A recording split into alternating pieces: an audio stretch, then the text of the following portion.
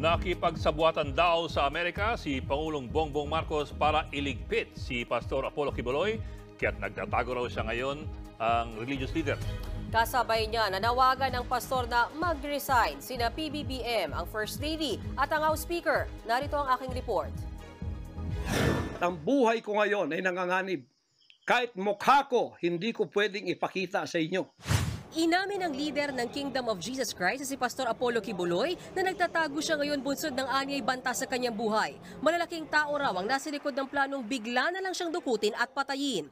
Ayon pa raw sa source ni Quiboloy, nakikipagsabwatan sa Amerika sina Pangulong Bongbong Marcos, First Lady Liza Araneta Marcos at House Speaker Martin Romualdez. Hanggang maaga pa, Bongbong Marcos, Liza Marcos, Martin Romualdez, bumaba na kayo sa posisyon. Mag-resign na kayo sapagkat hindi hihinto ang tinig na ito habang naririyan pa kayo.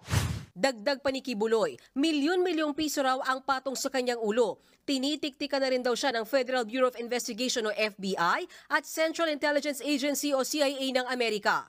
Ang reliable sources dumating sa akin, ang ulo ko po ngayon may patong na $2 million or 100 million pesos. Ang ipinatong sa ulo ko, baka yan ay madagdagan pa kung may maunang makapatay sa akin.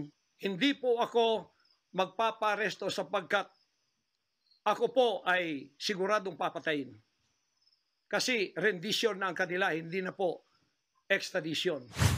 Pero sa inilabas na wanted poster ng FBI laban kay Pastor Quiboloy, wala namang nakalagay na reward money. Ayon sa US Embassy, higit isang dekada nang iniuugnay si Quiboloy sa mga kaso ng pang-aabuso sa karapatang pantao, kabilang ang rape. Kumpiyansa ang Amerika na makakamit din ng hustisya sa mga anilay kasuklam-suklam na krimen ng pastor.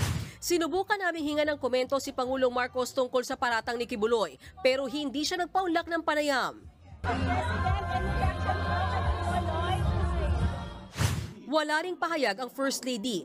Naglabas naman ng statement si Speaker Romualdez. Anya, nagtatrabaho sila ni PBBM alinsunod sa ating konstitusyon. Wala raw basihan ang paratang ng pastor na nakikipagsabuatan sila sa Amerika. Inililihis lang daw nitong atensyon mula sa mas seryosong usaping legal.